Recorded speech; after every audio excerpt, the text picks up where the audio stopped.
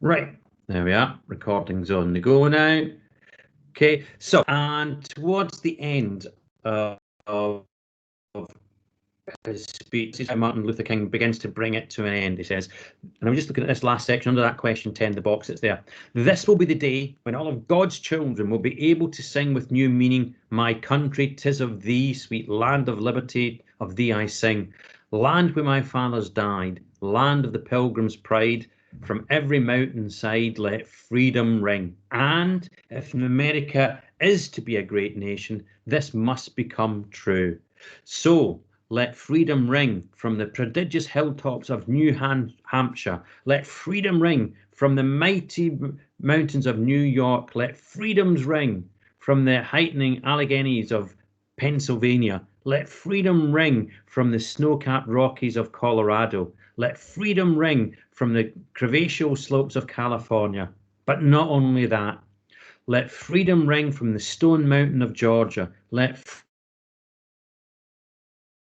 freedom ring from Tennessee. Let freedom ring from every hill and molehill in Mississippi, from every mountainside. Yes.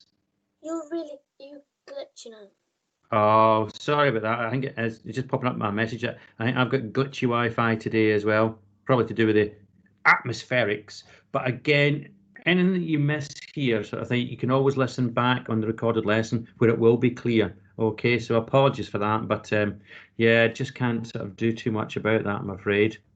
Okay, so what are we noticing about Martin Luther King? What is he doing again that he's done previously in this speech? If I can go to you, first of all, Evan, what technique did you notice that he's using once again? And just give me a little quote that I can sort of highlight, if possible, please.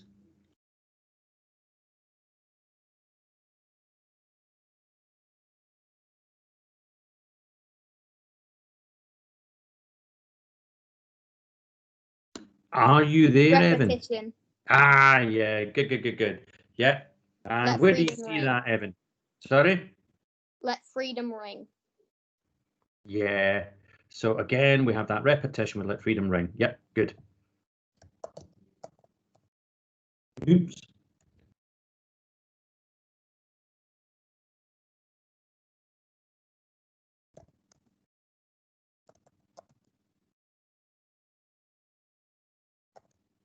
Good. Let me think, who can I ask next? Isla, what else do you notice that Martin Luther King is doing in this sort of closing section of his speech? He's using states, isn't he? Yes, yeah. So I don't know what Well, if he's using it, and he's using specific locations from different states, what is that he's using?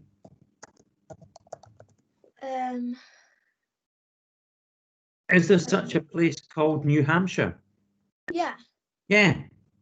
Is there a place called the Rockies of Colorado? Yeah. Yeah. And so that means that he's using what? If they're real, places. They must. Yeah. Well, if they're real, they must be what? I don't know. Yeah, you do. Yeah, that's it. Facts, whoever shouting. Yeah, it's just that the use of facts, isn't it? You know, and it's from, and you say as well, he's wanting it to be across the whole of America. You know, he's picking from coast to coast, top to bottom, all the time. He's saying, right, I want freedom to ring out from all corners of America. Good.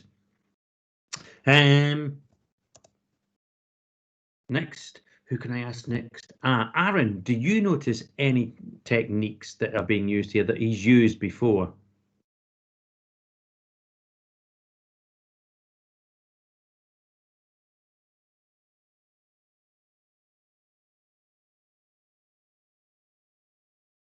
I can't find any else. Okay, let me give you a little bit of a clue then. He talks about God's children. So what's he using there? Oops. He's just saying, like, everyone's God's children. Yeah, and so again, remember, he's a reverend, he's a pastor, and so he's using religion here, isn't he, to support that idea as he did before. Remember we had the justice and the rivers of righteousness, that sort of thing, isn't it? Sir, Yes. Just to clarify, you're on Aaron's OneNote like section. Oh, so I am. I hadn't noticed that. Yeah, I am. I'm on your page, Aaron. So your page is going to look really good.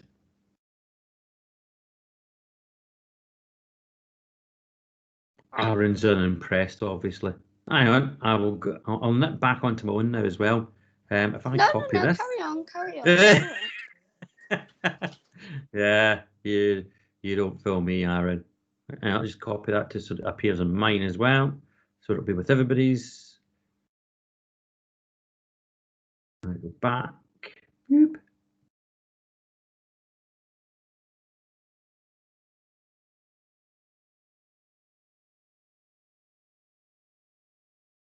Yeah.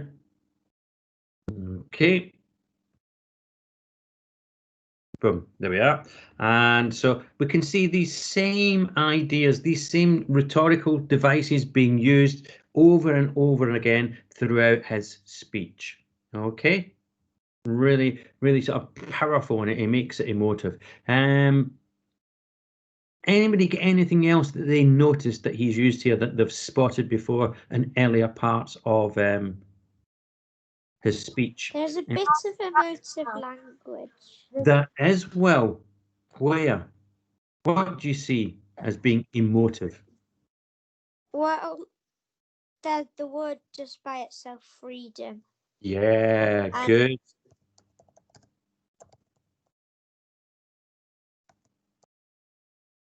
So he uses that emotive language again. And, well, you mentioned freedom. Yeah, because he sort of says that we're sort of trapped in this place where, because everything has to be perfect and whites and blacks have to stay away. Why can't like the slaves just be free and live their Yeah, life? very good. Now, the idea of freedom, as well as being emotive language, what other technique is that? Abstract noun. Well done. Who was that said that? Mateo. Well done, Mateo. And again.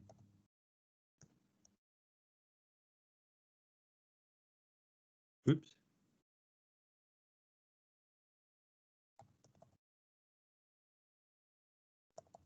So it's that idea, it's the concept, it's the idea as well. So all of these things being used over and over again, littered throughout his speech to make it really powerful and imaginative.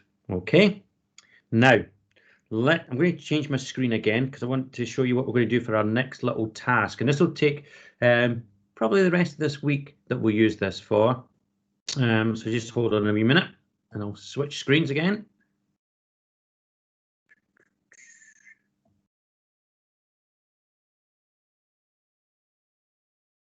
Right. Oops. That's it, I do believe.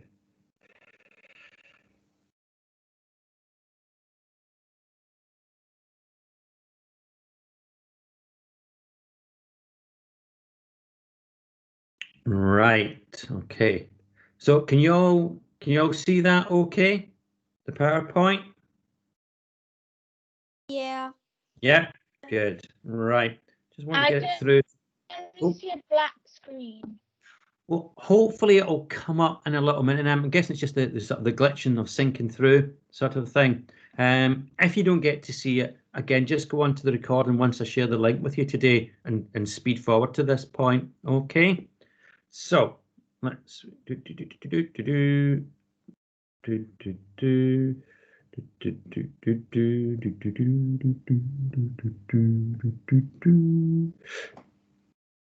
Now, these are the things that we've noticed, that's little sections that we've had. We've noticed about the repetition of his phrasing, the structure of his speech. We've noticed the repetition of his emotive phrases, and we've also noticed how he uses positive language, emotive language to make it clear, that sense of togetherness, as we've got with the we pronoun as well.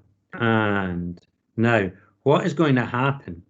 This is what you're going to be doing this week. Now, you're going to think about a dream for the future that you have, okay? And it might be something on a worldwide basis, or it might be something to do locally with your community level, but it's got to impact upon more than you, because you're going to craft this speech which you're going to address to an audience, okay? So you got to think about it. Now, obviously, the world's beginning to change a little bit. I mean, today we have a new president taking office in the United States. We also have, you know, the whole idea about the vaccines now being rolled out. And what we're thinking that life very much can hopefully return to a bit more normality sooner rather than later. That sort of thing taking place. So, I mean, again, you can think about it in that sort of global stage. It might be, you know, this world which has been through its pandemic, coming out the other side now, you know, what might be a sort of vision for the future that you might have, and what might be a really good speech that you can begin to deliver to people as they begin to look forward to the future. Or it might be something else a little bit more personal. That decision is going to be up to you. Click on a bit, please. Come on. So what you're going to do is you're going to build. Do we need to write this down? No, because this is all shared with you. Don't worry. I've got everything shared with you. And then this bit now is me wanting to set up the task for you and sort of take you through that process of what we're going to do next. Okay. So what you're going to do is you're going to build on that Martin Luther King speech, and it's going to be a dream speech of your own. And what you've got to do within that speech is you must be persuasive. Yeah. And you're going to have to think about using those techniques that we've talked about over the lessons this week. So I'm going to want to see you using that kind of anaphora. I'm going to want to see you using direct address. I'm going to want to see abstract noun. There's got to be at least one abstract noun in there, because it's going to be a sort of concept, an idea that you are wanting to sell. I want repetition. I want emotive language. Yes, Mia. Can a speech be about anything? Oh, yeah. It's going to be your choice. It's going to be your choice. And what we might do in tomorrow's lesson is I might use the breakout rooms initially, just so you can have a little discussion about ideas, so you can share ideas with each other, so that nobody says, oh, I can't think of an idea. So we'll maybe spend the first sort of 10 minutes or so brainstorming ideas that might make for good sense in your speech, but then you'll be off and writing it on your own. Okay? So you'll write a paragraph about the dream in the style of Martin Luther King. I'll make it go beyond that, and so we'll start off with a paragraph to begin with, and then we'll try and get it to extend to a page where you've got a kind of whole speech that you can deliver. And you're going to, as I say, you're going to be using those techniques that we've talked about.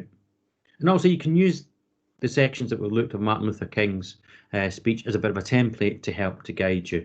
What I would like all of you to do is also use that I have a dream. And, you know, here's an example.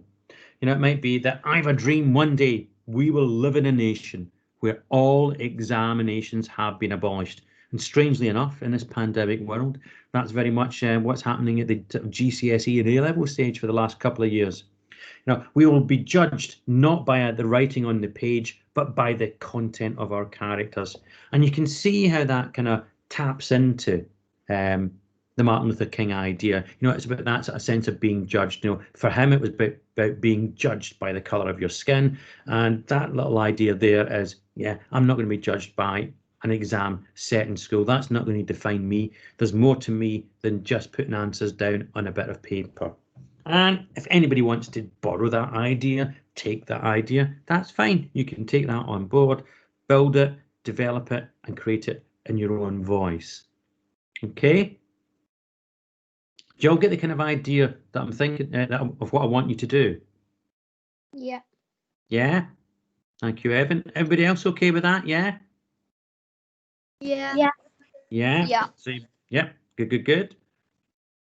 And then once you've finished doing this, we'll deliver them in the lesson, yeah? what I might try and get you to do is deliver your speech via a Flipgrid, and we'll keep them all private so that only we in the classroom can see them.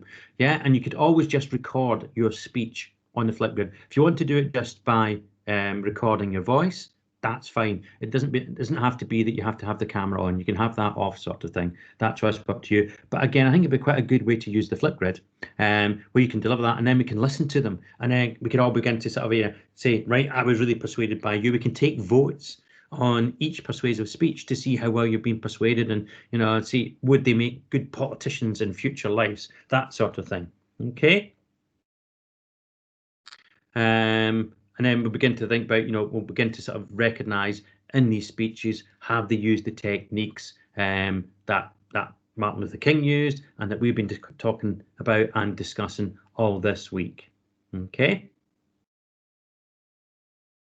And then obviously we can think about maybe, providing them positive feedback, saying that was really good, but a couple of things that might be, or it might just be one thing you think, next time I think you should maybe include this, or you should maybe do that. Okay. Boom. And I think we've done that. We know about that, so that's the end of that. So I can now get rid of that. Now, what I suggest you do, we've got about 10 minutes left now before you would need to depart from the lesson to go off to your next one.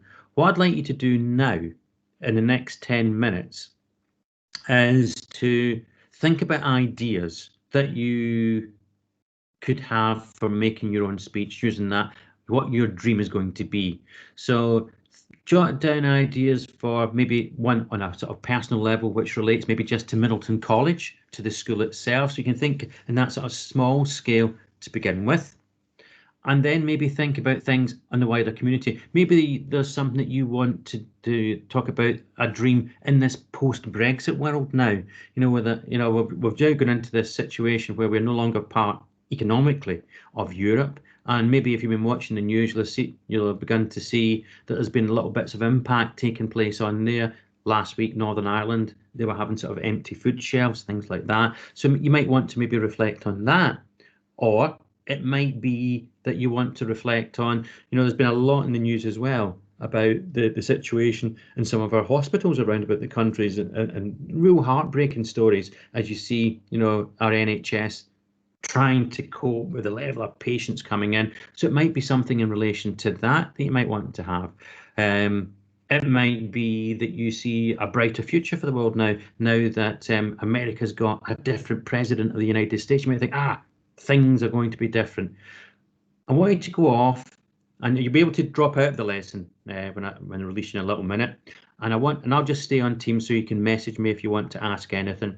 But I want you to go off, and I want you to try and come up with 3 ideas that you can use as a discussion tomorrow, saying, right, I'm thinking about doing a speech about this is my dream. Yeah.